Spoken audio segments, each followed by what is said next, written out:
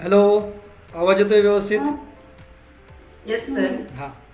हे बघा, आपला इन्कम टॅक्समधला chapter second, income from house property, ज्यासाठी आपल्याला सेक्शन 22 पासून 24 पर्यंत या सेक्शनमध्ये काय काय आहे ते पाहायचं आहे. इन्कम टॅक्स ॲक्ट 1961 नुसार इन्कम फ्रॉम हाऊस प्रॉपर्टी हा जो टॉपिक आहे याचा पहिल्यांदा अर्थ समजून सांगतो. बऱ्याच विद्यार्थ्यांना असं वाटतं इन्कम फ्रॉम हाऊस प्रॉपर्टी म्हणजे काय. नीट लक्ष द्या, इन्कम फ्रॉम हाऊस प्रॉपर्टी म्हणजे काय. मी तर काय लिहितोय पहा, स्क्रीनवर काय लिहिलेलं आहे बघा. Income from house property does not mean income arising from sale of house property. काय अर्थ झाला श्रुती याचा? इन्कम फ्रॉम हाऊस प्रॉपर्टी मध्ये जमीन हाऊस प्रॉपर्टी विकलेली येत नाही ना. हा, म्हणजे घर विकून मिळालेला इन्कम म्हणजे इन्कम फ्रॉम हाऊस प्रॉपर्टी नाही, हे लक्षात घ्या. पहिल्यांदा डज नॉट मीन लिहिलंय मी इथं, समजतंय का? म्हणजे सबसे पहले बात ये है, हेलो,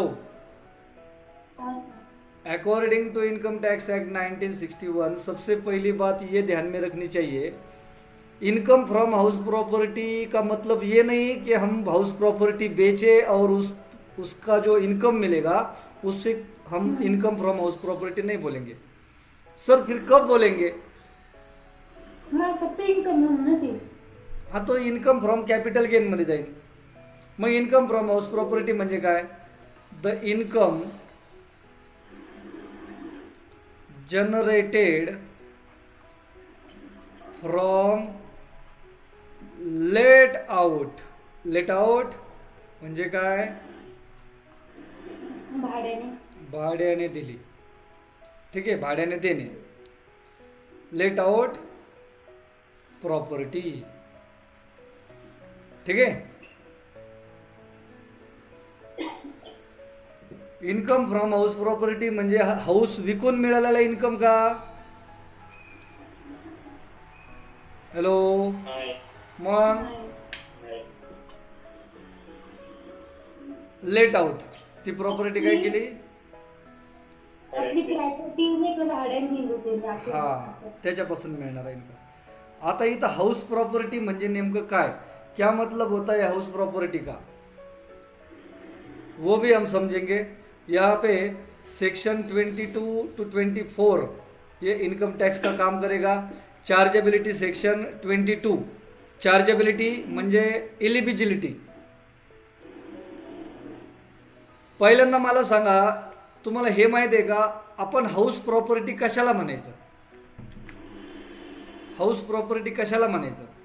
तर इथं काय सांगितलंय, the process of competition of income under the head income from house property start with determination of काय? Annual value of the property. Sir annual value का मतलब क्या होता है? एन्युअल व्हॅल्यू ऑफ प्रॉपर्टी म्हणजे या टॉपिकमध्ये तुम्हाला सर्वात महत्त्वाचं इन्कम शोधण्याच्या अगोदर त्या घराची एन्युअल व्हॅल्यू शोधावी लागेल. हॅलो, मी समजतंय का काय बोलतोय तुम्हाला? म्हणजे अगोदर इन्कम शोधायचा का अगोदर एन्युअल व्हॅल्यू शोधायची?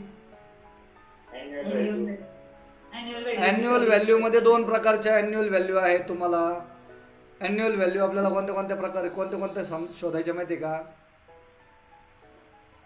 एन्युअल व्हॅल्यू मध्ये दोन प्रकार आहेत. एक पहिली आहे ग्रॉस एन्युअल व्हॅल्यू आणि दुसरी असेल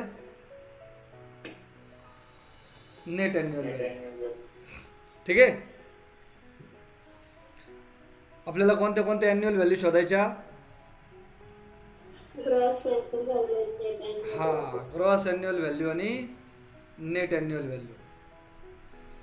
नंतर पुढचा पॉईंट काय म्हटलंय, the annual value of property comprising of building और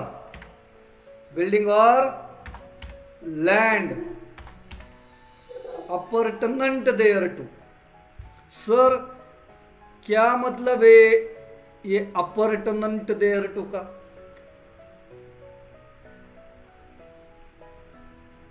सेकंड नंबर द पॉइंट काय Saurabh, the annual value of any property comprising of building और land appurtenant thereto.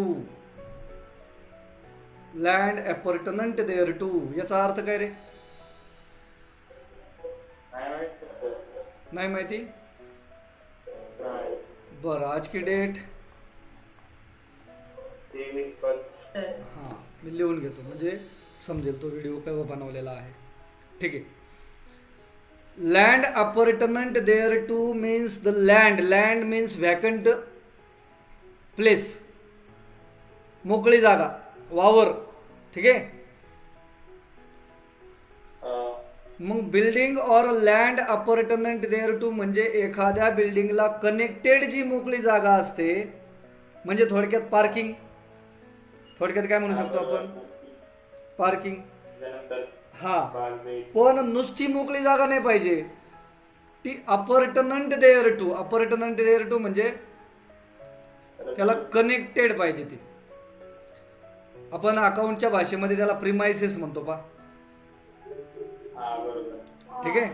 Land appurtenant thereto म्हणजे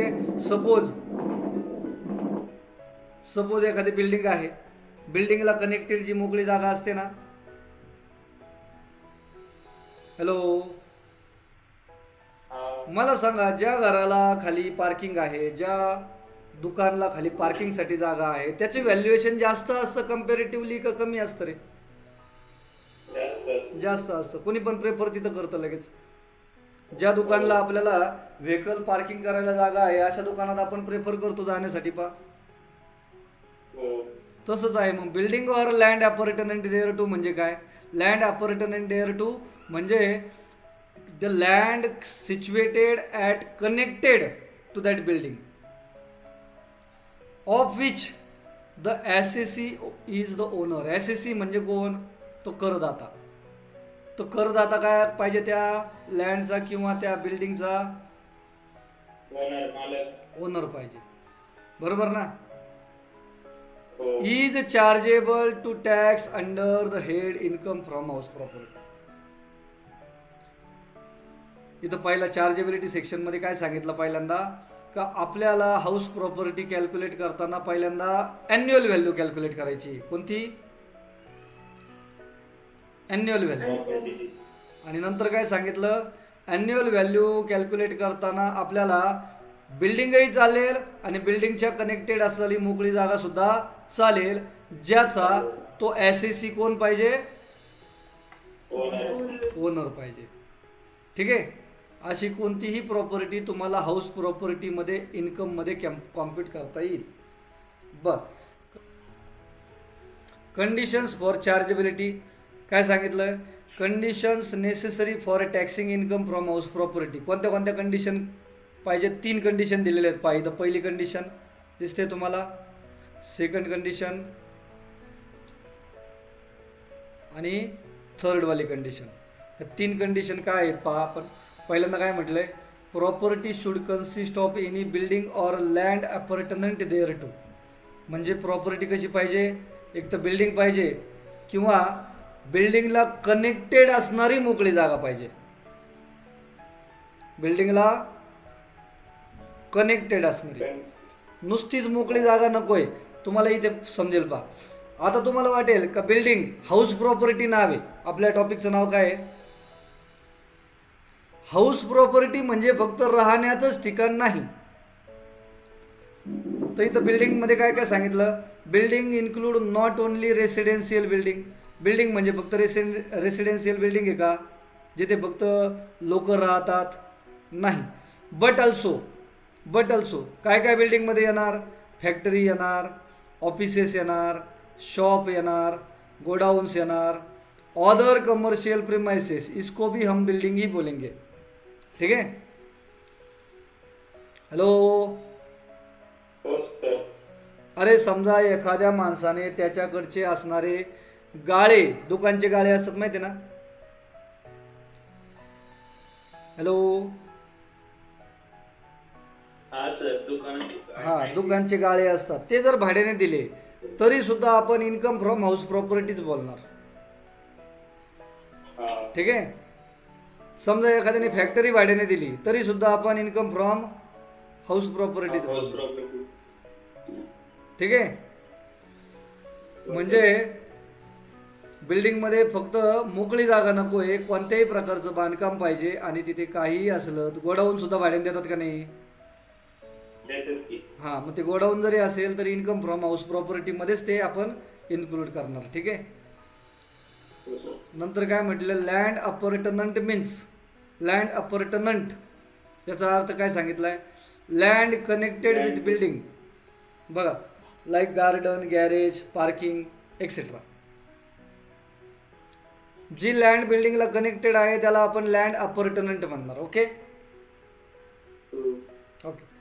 नंतर काय म्हटलंय, income from vacant land, vacant land मोकळी जागा.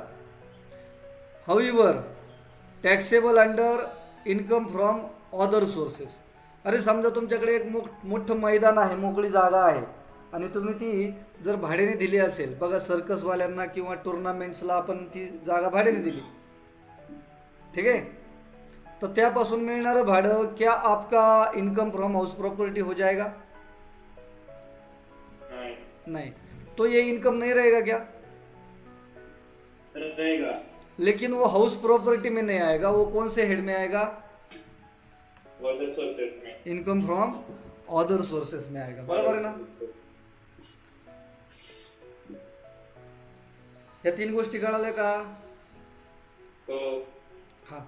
Second thing क्या बोला उन्होंने, the assessee should be, assessee कौन चाहिए? ओनर चाहिए. इसका मतलब मालक चाहिए हो. हाँ, म्हणजे आता उदाहरण सांगतो बघ मी. समजा सौरभ, समजा मी एक फ्लॅट भाड्याने घेतला. काय घेतला?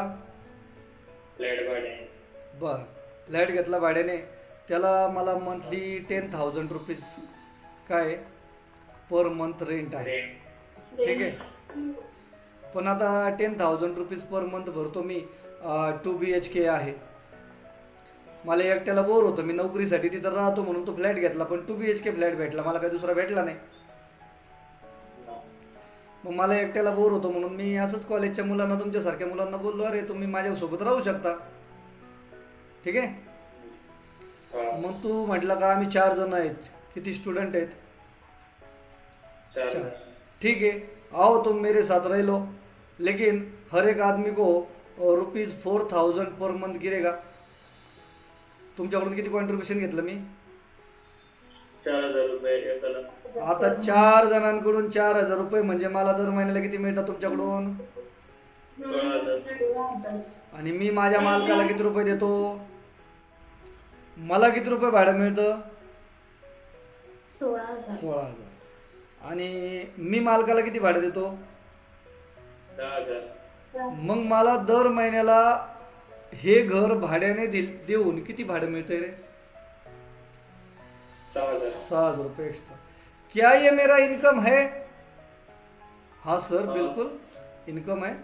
इनकम नहीं तो फिर क्या खर्चा है क्या? क्या ये मेरा इनकम है? 6,000 रुपये पर मंथ. है ना. क्या ये मेरा हाउस प्रॉपर्टी इनकम है? नहीं. नहीं. क्यों? बट क्योंकि क्यों मतलब नहीं. According to chargeability section 22 the assessee should be owner. Owner है, मैं ओनर हूँ उसका. नहीं. हे समजलं का आता? तो ओके. तिसरं काय point, the property should not be use by the owner for the purpose of any business or profession carried on by him. म्हणजे बघा, माझ्याकडे एक हाऊस आहे, ठीक आहे, एक काय आहे, हाऊस आहे. याच्यामध्ये मी एक दुकान टाकलं किंवा याच्यामध्ये मी एक प्रोफेशन सुरू केला क्लासेसचा, ठीक आहे, मी क्लासेस घेतो याच्यामध्ये, आणि मग मला त्या घरामुळे त्या दुकानात खूप गर्दी होते, तिथे क्लासला भरपूर मुलं येतात, मला इन्कम मिळतो ना हो, मला पैसे मिळतात, मी पैसे कमवतोय तिथे. हेलो, हो सर.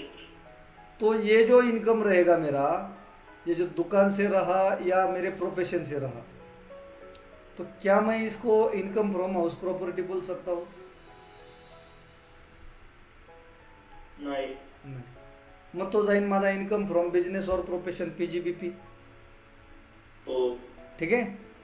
मग इन्कम फ्रॉम हाऊस प्रॉपर्टी नेमकं काय आहे हे चार्जेबिलिटी सेक्शनने तुम्हाला सांगितलं का. पहिली कंडिशन सांगितली काय, ती बिल्डिंग लँड अपार्टमेंट सुद्धा चालेल, आणि लँड अपार्टमेंट म्हणजे काय, land connected with building like garden, garage, premises, parking वगैरे, ठीक आहे.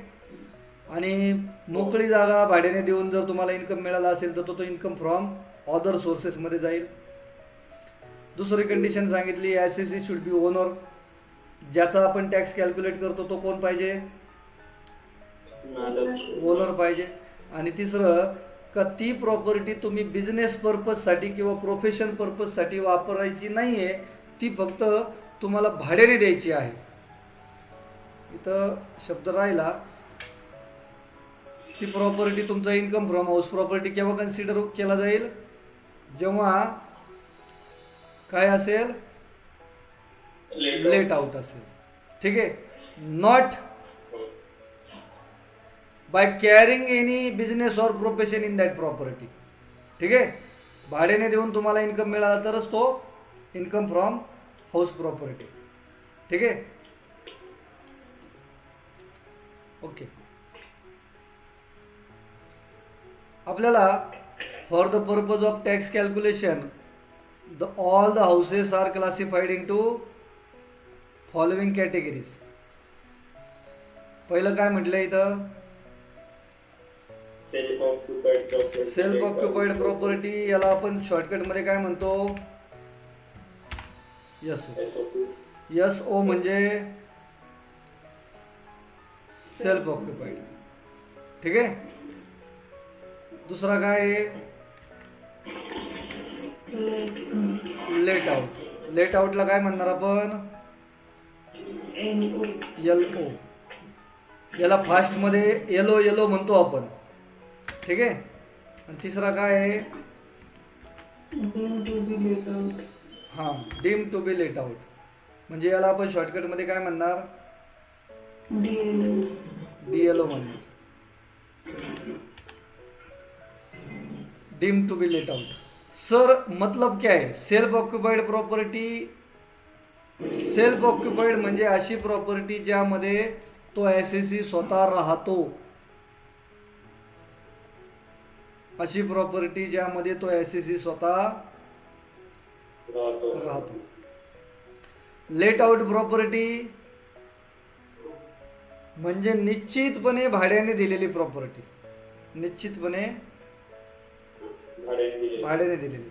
आणि तिसरी property, sir deem to be let out म्हणजे काय, deem to be let out म्हणजे जी प्रॉपर्टी भाड्याने पण दिलेली नाही आणि जी प्रॉपर्टीमध्ये स्वतःही राहतो असं सिद्ध करू शकत नाही, अशा प्रॉपर्टीला deem to be let out property म्हणतात.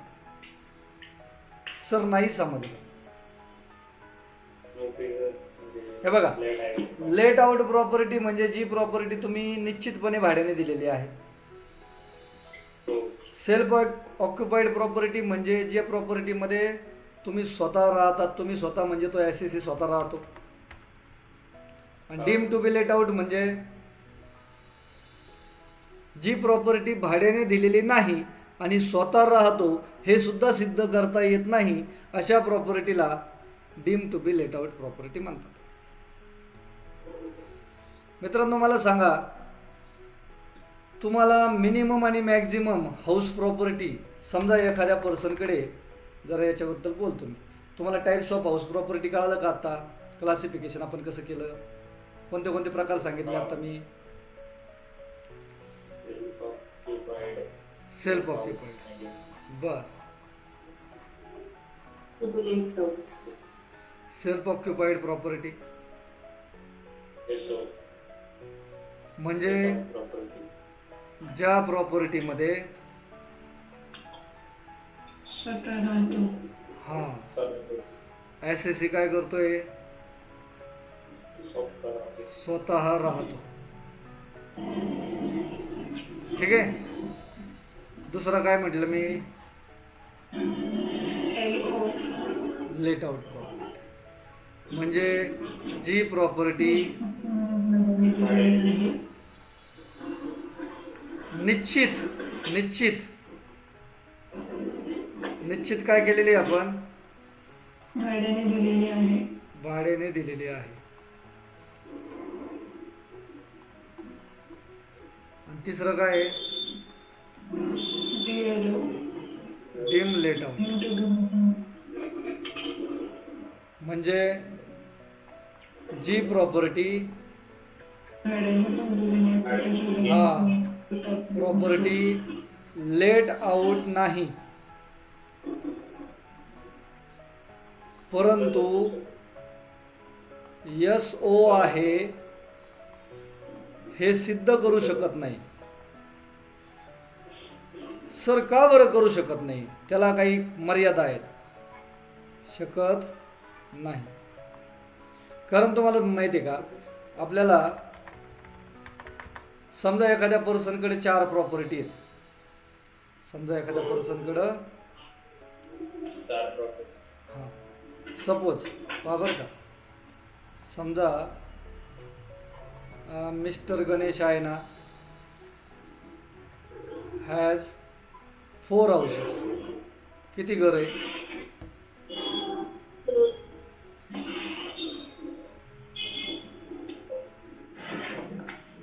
साक्षी काय आहे? साक्षी काय सर? किती आवाज येतोय पाठीमागून? Sorry sir. ज्याचा आवाज नाही येत ना त्यांनी बोला ना व्यवस्थित. समजा मिस्टर गणेशकडे किती प्रॉपर्टीज आहेत? 4 प्रॉपर्टी. आणि तो म्हणतो का 4ही घरांमध्ये मी स्वतः राहतो. शक्यच नाही ना, कारण जर तुमची SO प्रॉपर्टी असेल ना तर मिनिमम 0 आणि मॅक्झिमम किती? 1 असू शकते. म्हणजे मी एकाही घरात राहत नाही चालेल, पण मी सगळ्या घरात राहतो चालणार नाही. मॅक्झिमम किती घरामध्ये राहतो सिद्ध करता येईल त्याला? एकाच घर. जर येलो प्रॉपर्टी असेल ना, येलो प्रॉपर्टी, तर मिनिमम 0 आणि मॅक्झिमम ऑल. सगळे घर भाड्याने दिलेले चालेल ना? हा, तो दुसरीकडे राहतो, त्याला कुठेतरी कंपनीचं क्वार्टर मिळालेलं तिथं राहत असेल, काय घेणं नाही. आणि DLO property minimum 0 maximum all. सगळ्याच्या सगळ्या डीएलओ असू शकतात. सर हे समजलं नाही, हे सगळं आपण पुढच्या लेक्चरला घेणार आहोत. काय?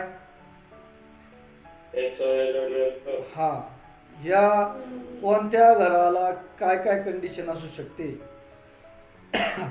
Sir how to identify